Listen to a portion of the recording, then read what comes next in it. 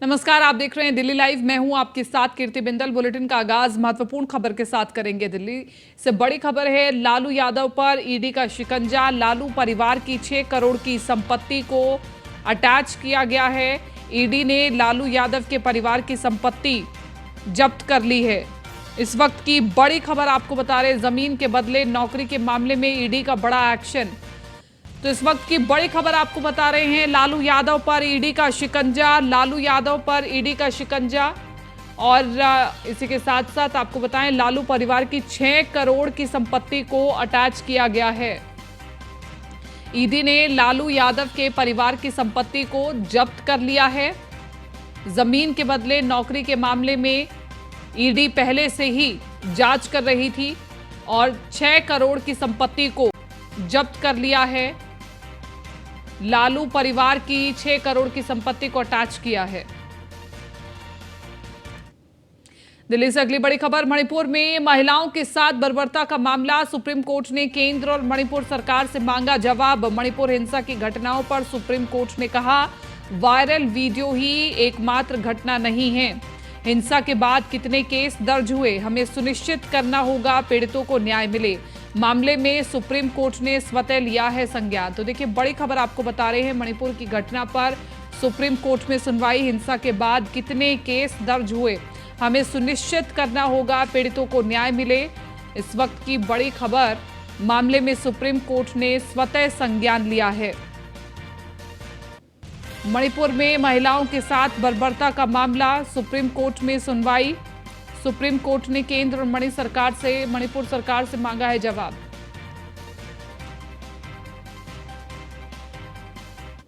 इधर दिल्ली आबकारी घोटाले से जुड़ा हुआ मामला भी चर्चा में है। राउज एवेन्यू कोर्ट में मामले की सुनवाई। मनीष सिसोदिया की कोर्ट में हुई पेशी। 22 अगस्त तक बढ़ा दी गई है कस्टडी।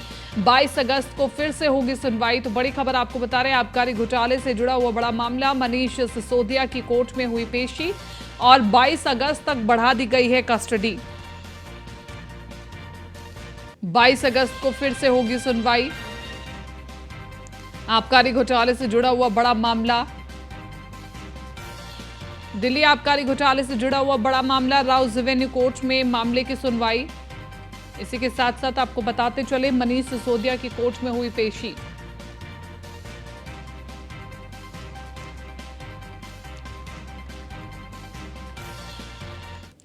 दिल्ली दौरे पर पहुंचे उत्तराखंड के मुख्यमंत्री पुष्कर सिंह धामी ने प्रधानमंत्री नरेंद्र मोदी से मुलाकात की। मुलाकात के बाद सीएम धामी ने कहा कि अपनी दृढ़ इच्छा शक्ति से जल, थल और नभ में भारत के सामर्थ्य पर परचम लहराने वाले सशक्त और शक्तिशाली भारत के शिल्पकार, विश्व पटल पर भारतीय संस्कृति और परंपराओं के संवाहक, जन जन के दिल में बसे भारत के यशस्वी प्रधानमंत्री मोदी जी से आज जब मुलाकात हुई है।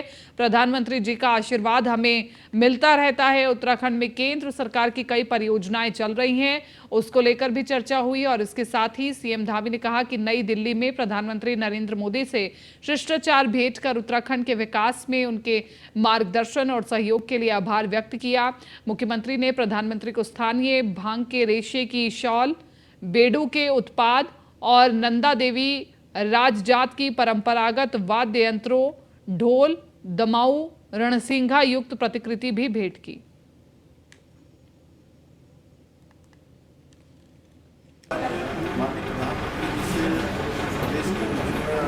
विकास योजनाओं के संबंध में उनका मार्गदर्शन है और जो उत्तराखंड की स्थिति इस समय आपदा की स्थिति है और आपदा के कारण से हुआ नुकसान, उन सभी के बारे में आगे प्रधानमंत्री जी को अवगत कराया है। और साथ ही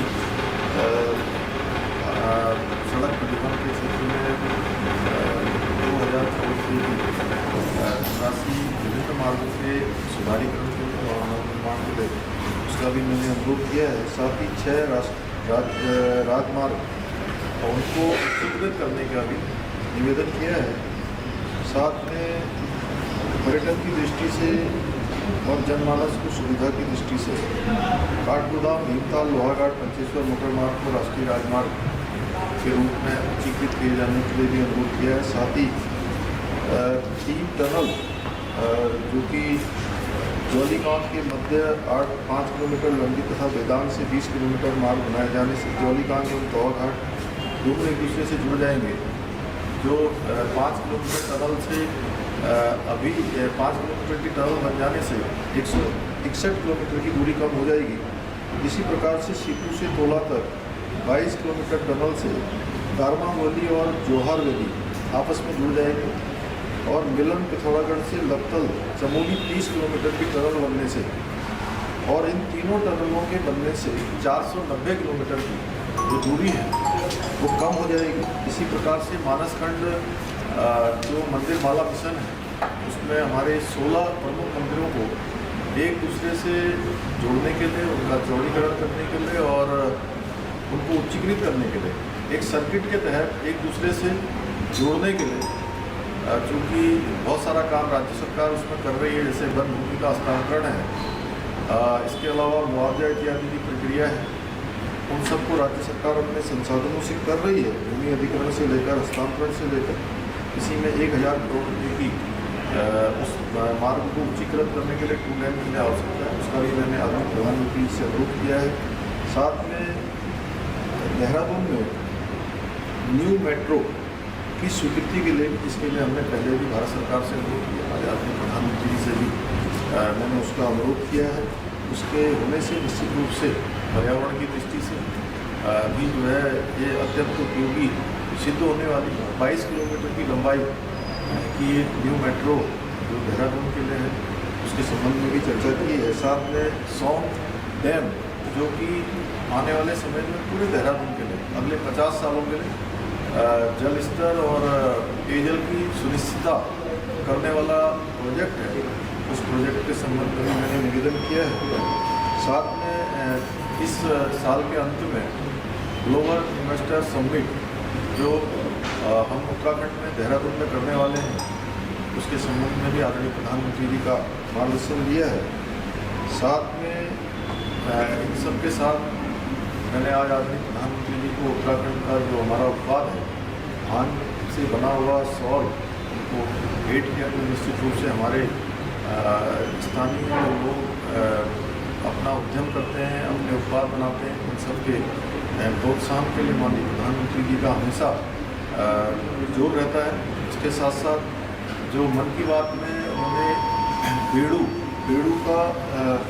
के प्रोडक्ट हैं वो भी उनको भेंट किए और इसके साथ नंदा राजजात जो कि हमारे यहाँ की बहुत ही प्रसिद्ध यात्रा है और 280 किलोमीटर पैदल यात्रा अपने आप में 12 सालों बाद होती है। उसके संबंध में जो हमारे ढोल और दमाऊ और नरसिंगा है वह भी। हरियाणा के नूंह में विश्व हिंदू परिषद की ओर से निकाली गई भगवा यात्रा के दौरान पथराव और फायरिंग की घटना के बाद तनाव फैल गया है। नूंह हिंसा में एक होमगार्ड की मौत हो गई है जबकि 2 पुलिस अधिकारी घायल बताए जा रहे हैं। पुलिस लगातार मामले को शांत कराने में लगी हुई है।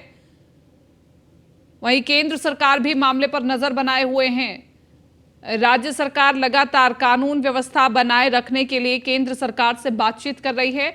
जिले में धारा 144 लागू कर दी गई है। साथ ही इंटरनेट सेवा भी अस्थायी रूप से बंद कर दिए गए हैं। वहीं नूंह में घटनाक्रम का असर पूरे प्रदेश में देखने को मिल रहा है। केंद्र की 3 कंपनियां हम एयर ड्रॉप करने जा रही हैं।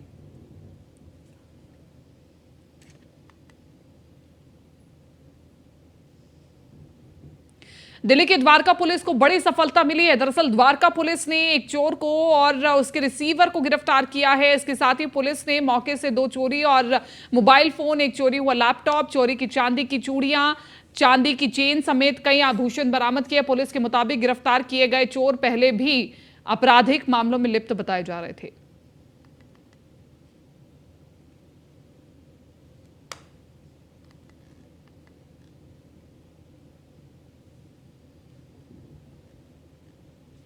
राजधानी में उस समय हड़कंप मच गया जब उत्तर पूर्वी दिल्ली स्थित थाना नंदनगरी इलाके में एक युवा गगन सिनेमा के नजदीक सीएनजी पंप के सामने हाईटेंशन तार के खंभे पर चढ़ गया और कूदने की धमकी देने लगा। देखते ही देखते सैनिकों की संख्या में वहां भीड़ जमा हो गई। युवक को नीचे उतरने को कहा गया तो वहां से कूदकर अपनी जान देने की बात कहने लगा। स्थानीय लोगों की सूचना पर पहुंची नंदनगरी पुलिस किसी तरह युवक को हाईटेंशन तार के खंभे से नीचे उतारा। फिलहाल अभी कोई स्पष्ट नहीं हो पाया है कि आखिर युवक क्यों हाईटेंशन तार के खंभे पर चढ़कर खुदकुशी करना चाहता था।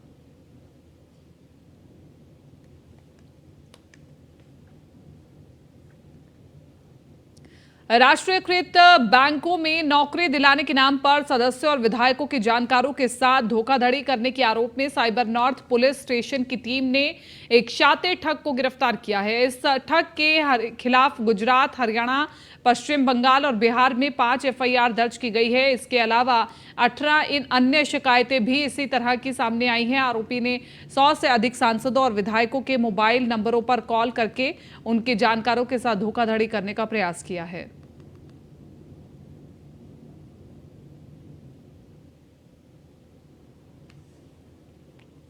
दिल्ली के आनंद पर्वत के चेतन बस्ती में पिछले 2 महीने से पानी नहीं आने से आज जनता का आक्रोश फूट पड़ा और लोगों ने दिल्ली सरकार और जल बोर्ड के खिलाफ मटका फोड़ प्रदर्शन किया और चक्का जाम कर दिया। पूर्व महापौर जयप्रकाश ने कहा कि दिल्ली में इस लोगों के पीने का पानी नहीं मिल रहा है और अगर पानी आ भी रहा है तो काफी गंदा। सरकार ने अगर इनकी पानी की व्यवस्था नहीं की तो हम जल बोर्ड का घेराव करेंगे।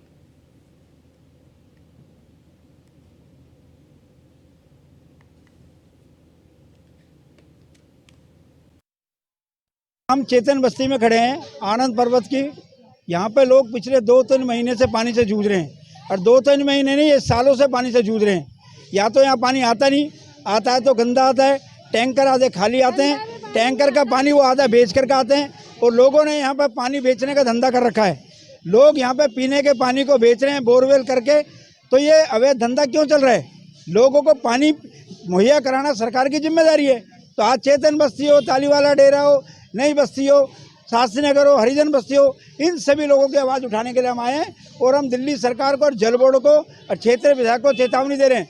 अगर यहाँ पे पानी की समस्या का हल नहीं हुआ तो हम विधायक का घेराव करेंगे, जल बोर्ड का घेराव करेंगे, लोगों को पानी मुहैया कराएंगे ताकि लोग प्यासे ना रहें। हम चेतन बस्ती में दिल्ली के नांगलोई में बीते शनिवार को मुहर्रम के दिन जुलूस निकाला गया जिसमें कुछ लोगों द्वारा पथराव किया गया। साथ ही रोड पर आने जाने वाले वाहनों को आम जनता के साथ साथ पुलिस पर भी पथराव किया गया, जिसके बाद पुलिस ने मामले को शांत कर लिया था। और वहीं कल यानी रविवार के दिन हिंदू संगठन के लोगों ने जुलूस विरोध करते हुए पूरे नांगलोई इलाके में एक रैली निकाली और नारेबाजी की, पर पुलिस ने पूरे मामले पर काबू पाते हुए पूरे मामले को शांत कराया। इलाके में शांति अमन कायम करने के लिए दिल्ली पुलिस ने फ्लैग मार्च निकाला, जिसे 2 दिन जिस तरीके की स्थिति थी फिर ऐसा माहौल ना हो, इसको देखते हुए दिल्ली पुलिस ने पूरे इस इलाके में फ्लैग मार्च निकाला।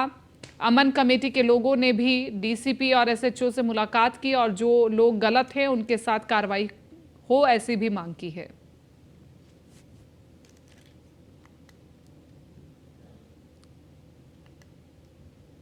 बिहार के सिवान में एक मौलवी का छात्रा के साथ अश्लील हरकत करने का मामला सामने आया है। इस घटना का एक वीडियो भी काफी तेजी से वायरल हो रहा है। वीडियो अंदर थाना क्षेत्र का बताया जा रहा है। बता दें कि वीडियो में एक छात्रा के साथ मौलवी गलत हरकत करता नजर आ रहा है। वही छात्रा उसका विरोध नहीं करती दिखाई दे रही है। हालांकि न्यूज़ 1 इंडिया इस वीडियो की पुष्टि नहीं करता है।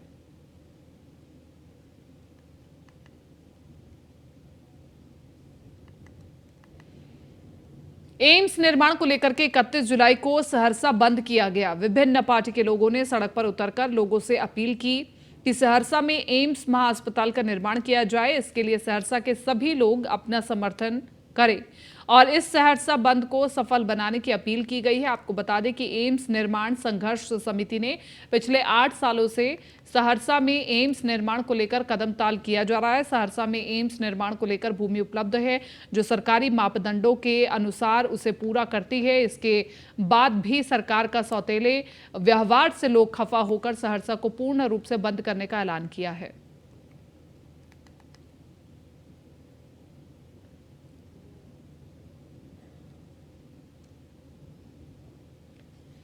खबर मथुरा से है, जहां बीते 4 दिनों में कृष्णा कुटीर महिला आश्रय सदन में रह रही निराश्रित 2 बुजुर्ग महिलाओं की मृत्यु के बाद खलबली मच गई। वहीं अन्य महिलाओं की तबीयत बिगड़ने लगी, जिसके बाद 28 माताओं को संयुक्त जिला अस्पताल में भर्ती कराया गया। मामले में स्वास्थ्य विभाग की टीम ने आश्रय सदन से पानी और भोजन के सैंपल लिए। दरअसल नगला रामताल में केंद्र और राज्य सरकार द्वारा कृष्णा कुटीर आश्रय सदन का संचालन किया जा रहा है, जहां पर 242 बुजुर्ग महिलाएं रहती हैं। 26 जुलाई को अचानक 2 महिलाओं की तबीयत उल्टी दस्त से बिगड़ गई, जिसके कारण 2 महिलाओं की मौत हो गई।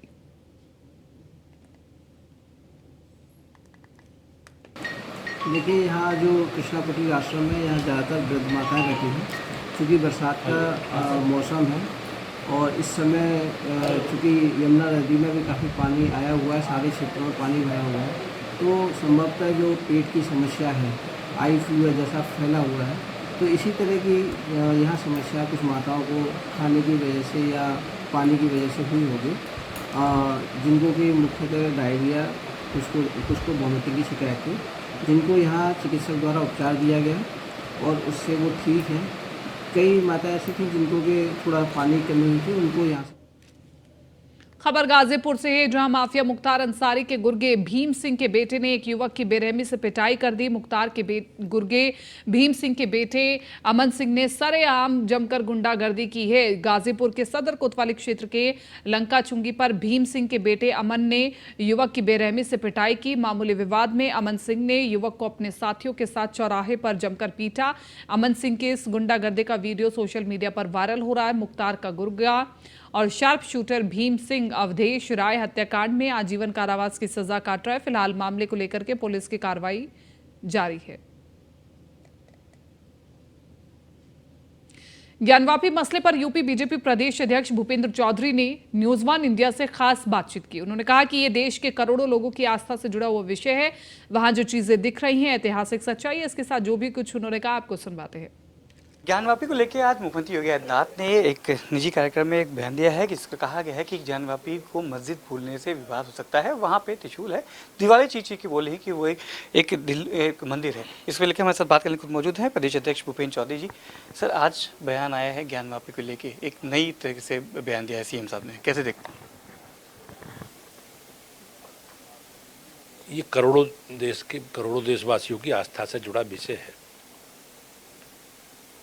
और जो वहाँ चीज़ें परिलक्षित हो रही हैं, दिख रही हैं, और जो ऐतिहासिक सच्चाई है, उन सब विषयों के लिए माननीय मुख्यमंत्री जी ने बोला है। विषय माननीय न्यायालय में है और न्यायालय में हम सब लोगों को ये प्रयास करना चाहिए, न्यायालय से मांग करनी चाहिए कि जितनी जल्दी सर्वे हो जाए, ASI सर्वे करे और सर्वे के होने के बाद जो सच्चाई सामने आए उसका हम सबको सम्मान करना चाहिए, क्योंकि यही ऐतिहासिक सच्चाई है और इस सच्चाई को हम सबको स्वीकारना चाहिए,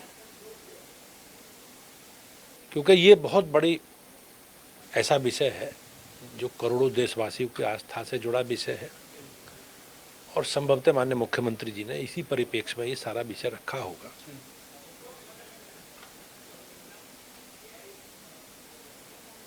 ज्ञानवापी को जहाँ तक उन्होंने मस्जिद कहने वाला विषय है उस पर कहा, तो वो कहीं ना कहीं जो वहाँ चीज़ें दिखती हैं, जो परिलक्षित होती हैं, वो दूसरी तरफ इशारा करती हैं। इसलिए जो देश के करोड़ों नागरिकों की आस्था उसके कारण वो शब्द कहने से प्रभावित होती हैं, वो सारा विषय उन्होंने रखा है। देखा गया कि इसको लेकर कहीं ना कहीं राजनीति भी शुरू हो चुकी है, जहां महंतों ने इसका स्वागत किया। वहीं पे ST हसन जो कि समाजवादी पार्टी के सांसद हैं, उन्होंने कहा कि अब क्या कहीं भी त्रिशूल होगा तो वो मंदिर हो जाएगा। 350 साल से वहाँ पे नमाज पढ़ी जा रही है, तो मुस्लिमों का भी आस्था केंद्र है। तो कहीं ना कहीं ये नहीं देखते कि इलेक्शन के मूड में आके ऐसे कहीं ना कहीं इसको पॉलिटिकल व्यू दिया जा रहा है? नहीं, ऐसा कुछ नहीं है। जो भी उन्होंने विषय रखे हैं वो सच्चाई है, ऐतिहासिक पक्ष है वो, और इसका करोड़ों देशवासी की आस्था से जुड़ा विषय है। उन सारे विषयों की चर्चा माननीय मुख्यमंत्री ने की है। अब प्रदेश अध्यक्ष भूपेंद्र चौधरी जी बताए थे कि करोड़ों देशवासियों की आस्था का केंद्र है, उस पर कहीं ना कहीं उसको लेके फैसला लीजिएगा। कोर्ट में फैसला है, जो आएगा उसका सब सम्मान करेंगे। बदलाव होने हैं, आंशिक बदलाव की बात की गई और जल्द से जल्द आपको बदलाव देखने को मिलेंगे। कांग्रेस के पूर्व प्रदेश अध्यक्ष अजय कुमार लल्लू ने न्यूज़ वन इंडिया की खास बातचीत में कहा कि इंडिया में सबका स्वागत है, कोई भी आ सकता है, इंडिया में सबके लिए दरवाजे खुले। इसके अलावा उन्होंने क्या कुछ कहा, आपको सुनवाते हैं। लोकसभा 2024 को लेकर के लगातार कई पार्टियां जो है अपनी अपनी रणनीतियां तैयार कर रही हैं और उसी रणनीति के तहत जो है इस बार चुनाव में मैदान में उतर रही हैं। ऐसे में बातचीत करने के लिए कांग्रेस के पूर्व प्रदेश अध्यक्ष अजय कुमार लल्लू जी हमारे साथ में हैं। सर, किस तरीके से कांग्रेस जो है इस बार रणनीतियाँ तय कर रही है और कैसे उतरना चाह रही है? देखिए, इंडिया जीतेगा और इंडिया से जो टकराया वो चूर चूर हो गया, इसका इतिहास है। लोग कह रहे हैं कि बिन दूल्हे की बारात चल रही है। जब बारात आती है ना और भीड़ जब निकलता है तो नेता भी उसमें से निकलता है। थोड़ा तो इंतजार करिए, इतनी जल्दी क्या है। बहुत से भी संगठन हैं जो साथ नहीं आए इंडिया के। देखिए, इंडिया में सब आते हैं और इंडिया देश की जनता की चाह है, आवाम की पुकार है, आवाज़ है। गरीब, मजदूर, मजलूम, किसान, नौजवान सब इंडिया के साथ हैं, तो इंडिया जीतेगा। मायावती को रखेंगे साथ में या दूर रखेंगे? देखिए, हमारा दिल बहुत बड़ा है और इंडिया, मैंने कहा ना, पूरा देश आता है, भारत का एक एक कोना आता है। भारत ही इंडिया है। तो इंडिया में कश्मीर से लेकर कन्याकुमारी तक, गाजीपुर से लेकर